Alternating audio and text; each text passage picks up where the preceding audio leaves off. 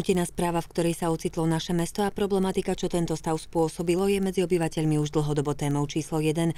O súdnom spore o výstavbu lanovky na Martinské hole, o histórii tohto problému, ale aj o krokoch, ktoré vedenie mesta podniklo a ďalej podniká, sa snažilo svojich obyvateľov informovať čo najdetailnejšie. Mesto Martin od času, kedy len hrozilo, že Najvyšší súd rozhodne v neprospech mesta, aktívne informuje všetkých obyvateľov mesta a celú verejnosť o vývoji tohto sporu.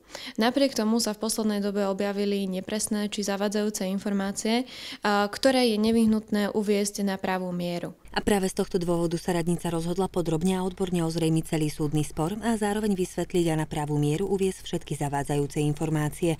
Odborníci dostanú priestor v rámci našej relácie Aktuálna téma, ktorú odvysielame už v septembri. Odpovede na všetky otázky, čo sa týka priebehu sporu a súčasnej situácie mesta, ponúknutí najkompetentnejší, a teda právni zástupcovia mesta Martin, Jan Mrázovský a Peter Kubina a nútená správkyňa Jana Tomšíková.